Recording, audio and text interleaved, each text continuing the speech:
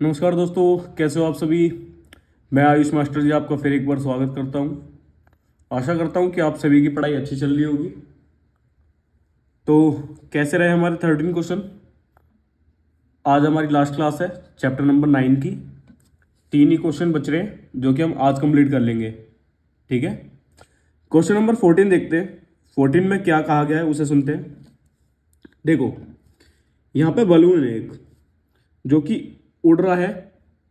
वो जमीन से कितने ऊपर है, यहां से लेके यहां तक पूरा कितना है 88.2 मीटर। कितनी ऊंचाई पर उड़ रहा है 88.2 मीटर। ये जो है ना, यहां से लेके यहां तक ये एक लड़का है। ठीक है, ऐसे एक लड़का है। लड़के ने जब देखा इस बलून को, तब उस टाइम एंगल कितना बन रहा था 60। ठीक है, लड़का जो है कितना बड़ा है 1.2 मीटर बड़ा है। ये बलून उड़ते उड़ते यहां तक पहुंच गया यहां पे, और वो लड़का अभी भी देख रहा है। जब उसने अब देखा तो अब एंगल कितना बन रहा है 30। पहले कितना बन रहा था 60।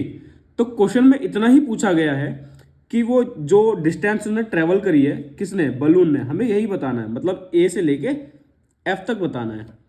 यहाँ पे जी और नाम ले लेते हैं। ठीक है, तो जरा ध्यान दो। इन ट्रायंगल ए बी जी, उससे पहले एक चीज देख लो, एफ ई जो है वो कितना है। देखो, यहां से लेके यहां तक पूरी जमीन है, मतलब ये जमीन है, ये आसमान है, ये लड़का है। लड़के की आंखों से ही तो एंगल बनेगा। तो मतलब ये जो डिस्टेंस है इसको थोड़ी काउंट करेंगे। ठीक है, तो एफ ई जो है वो कैसे निकलेगा 88.2 मीटर माइनस ये इतना सा जो है कितना है, ये 1.2 मीटर है, जो कि लड़का था वो 87 मीटर। ठीक है, अब इन triangle A B G, A B G देखो, इस ट्रायंगल में कितना बन रहा है, ये कितना बनना है 60। देखो, ये P है और ये B है। P upon B 10, angle 60, value √3। AG कितना होगा। एक चीज और ध्यान रखना, उसने ये बोला है जो ये बलून उड़ रहा है ना, बिल्कुल स्ट्रेट लाइन में उड़ रहा है, ऐसे नहीं जा रहा है। ठीक है, ऐसे कम ज्यादा नहीं हो रहा है ये, तो ये सीधा जा रहा है बिल्कुल। तो एजी कितना होगा, जितना एफ ई होगा उतना ही एजी होगा। एफ ई कितना है 87, तो एजी भी कितना होगा 87। बीजी पता है आपको क्या, नहीं, ऊपर से ये नीचे पहुंच गया और ये नीचे से ऊपर। ठीक, अब इन triangle B F E, B F E, ये पूरा बेस कितना है हमारे पास, सॉरी परपेंडिकुलर कितना है एफ ई, बेस कितना है बी से लेके ई, एंगल 30, वैल्यू 1/√3। एफ ई पता है आपको, यस पता है, कितना 87। बीई नहीं पता, क्रॉस मल्टीप्लाई। अब देखो, हमने ऐसा क्यों किया, हमें क्या चाहिए ए एफ, मतलब जीई, हमें जीई चाहिए। जीई कैसे निकलेगा, अगर मैं इस पूरे में से इस हिस्से को हटा दूं तो सिर्फ ये बचेगा। क्या हमारे पास बीई है, यस है। इसमें से हटा दूं क्या बीजी, तो ये बच जाएगा, क्या बचेगा जी ई। ठीक है, बीई कितना है 87 √3 माइनस ये कितना है 87 अपॉन √3, अपॉन में 1, सीधी सीधी मल्टीप्लाई, वही मतलब एलसीएम क्रॉस मल्टीप्लाई, इसकी गुणा इसमें 3 आया, यहां से 87 बच रहा है, यहां से 87 बच रहा है, 87 कॉमन आ गया, 3 1 बट्टे में √3। कैसा आया, जो भी चीज हम कॉमन लेते हैं उससे पूरे को डिवाइड कर रहे होते हैं। तो 87 तो कैंसिल हो गया, 3 बच रहा है, 87 से 87 कैंसिल हो गया, 1 बच रहा है। 87 इंटू 2 अपॉन में √3, नीचे रूट नहीं रहना चाहिए इसलिए ऊपर नीचे मल्टीप्लाई, ठीक है। अब देखो दोनों सेम है, रूट के अंदर रूट हट जाएगा, कितनी बार में कट रहा है, 19 एकम 19, सॉरी 3 एकम 3, 3 दूनी 6 और 3 निम 27, 29 दूनी 58, √3 मीटर, ठीक है। ये इसका फाइनल आंसर हो जाएगा। लेकिन ये क्या आया है, ये आया जीई, जितना जीई है उतना ही क्या है, एएफ है। तो एएफ क्या था, एएफ वो था कि बलून ने कितनी ट्रेवल की है, ठीक है। तो बलून कितना दूर तक चला है, 58√3 मीटर, बलून इतना चला है, ठीक है। नेक्स्ट क्वेश्चन देखते हैं। नेक्स्ट क्वेश्चन क्या है हमारे पास, एक हाईवे है, ठीक है, और एक आदमी है जो कि बैठा हुआ है टावर के टॉप पे और देख रहा है एक कार को, और एंगल ऑफ डिप्रेशन मतलब ऊपर से नीचे की तरफ जो एंगल बन रहा है कितना बन रहा है, 30 बन रहा है, which is approaching the foot of the tower, मतलब जिस टावर के ऊपर बैठा हुआ है वो, उसका जो बॉटम पार्ट है वो उसकी तरफ बढ़ रहा है, ठीक है, एक यूनिफॉर्म स्पीड के साथ।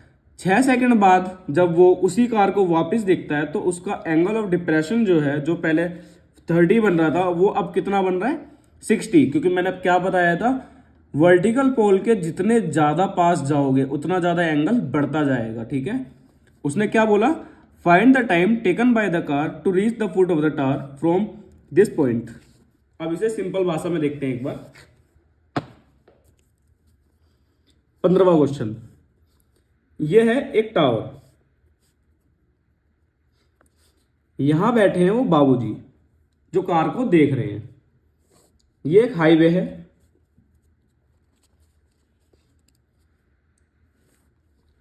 यहां से इनका एंगल ऑफ डिप्रेशन जो है, ये जो है कितना बना, 30 बना। अल्टरनेट एंगल बराबर होते हैं, आपको कल भी पढ़ाया था, ठीक है। अब ये कार इस साइड जा रही है, इस साइड, मान लो यहां पे पहुंच गई, अब जो एंगल बन रहा है इन बाबूजी के द्वारा, इनकी आंखों के द्वारा, वो कितना बन रहा है, 60 बन रहा है, ठीक है।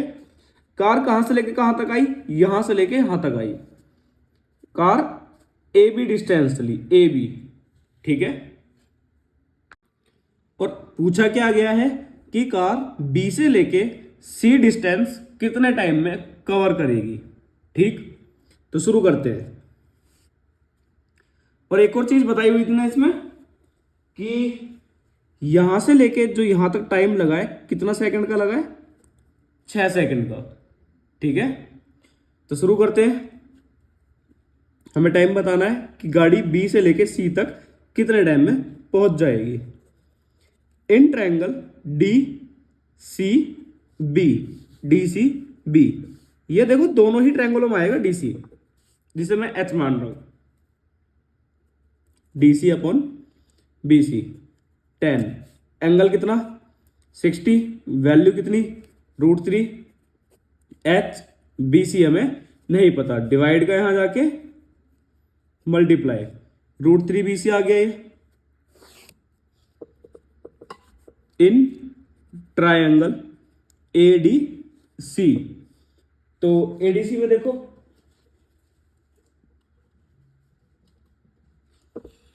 एडीसी में क्या है, यही डीसी परपेंडिकुलर है इसका, और एसी जो है वो क्या है इसका बेस।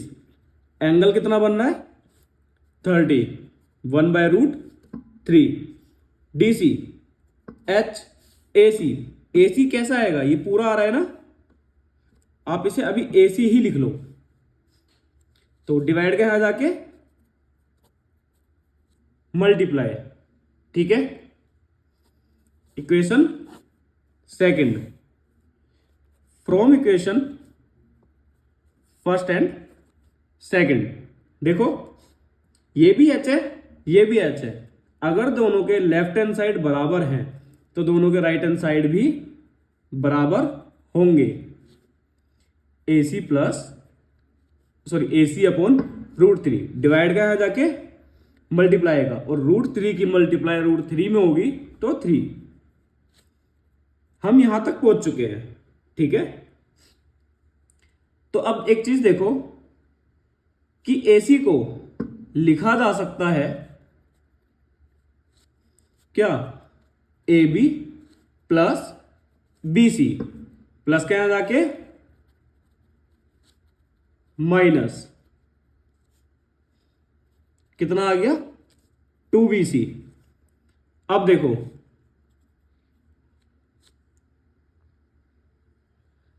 जो AB है, AB का कितना टाइम दे रखा था 6 सेकेंड, मल्टीप्लाई का यहां जाके डिवाइड, तो BC की वैल्यू कितनी आ जाएगी 3 second BC,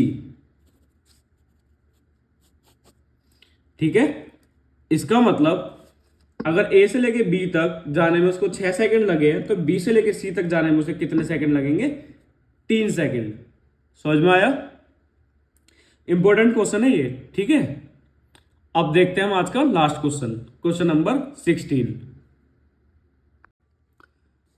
the angle of elevation of the top of a tower from 2 points at a distance 4 metre and 9 meter from the base of the tower and in the same straight line with it are complementary।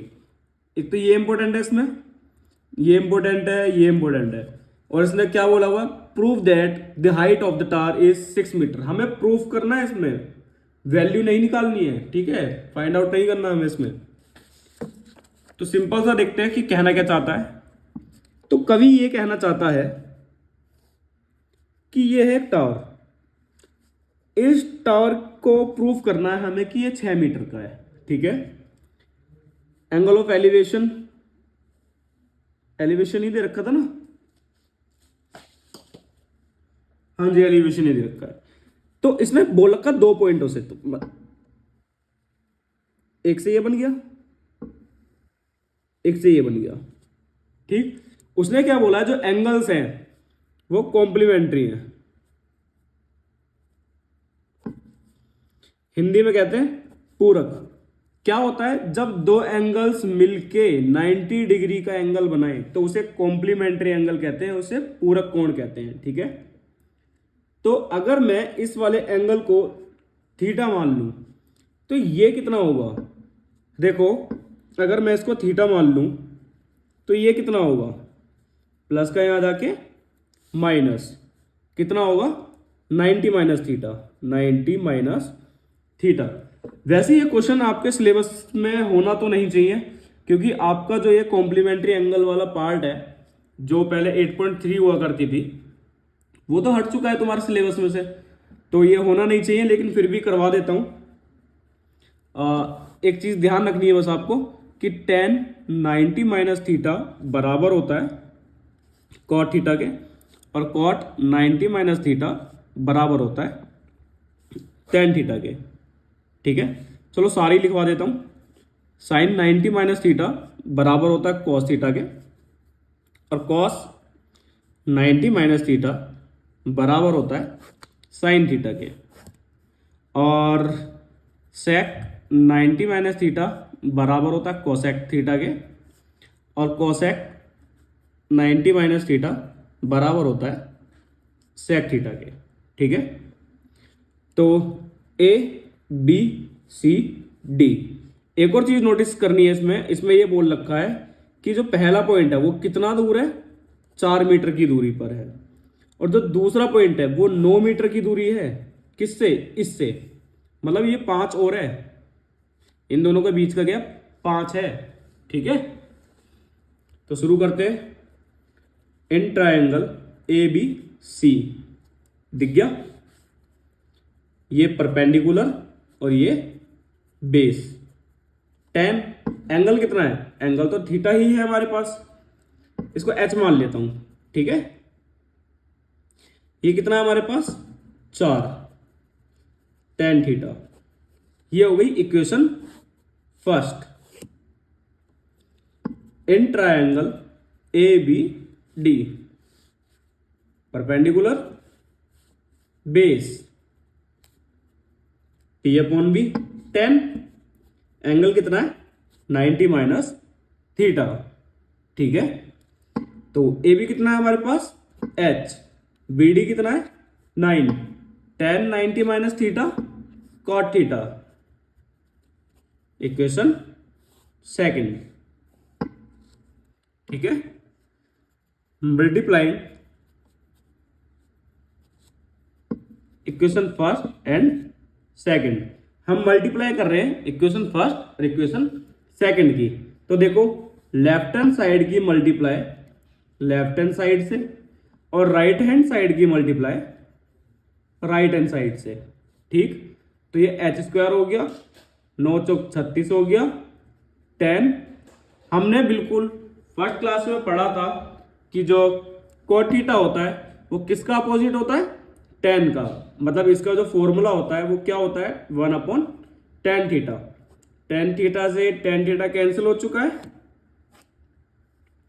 तो ये कितना आ चुका है equal to 1, divide का यहां जाके multiply, ठीक है। और स्क्वायर इधर जाके रूट बन चुका है और रूट सॉल्व करने पे कितना आ चुका है 6 मीटर।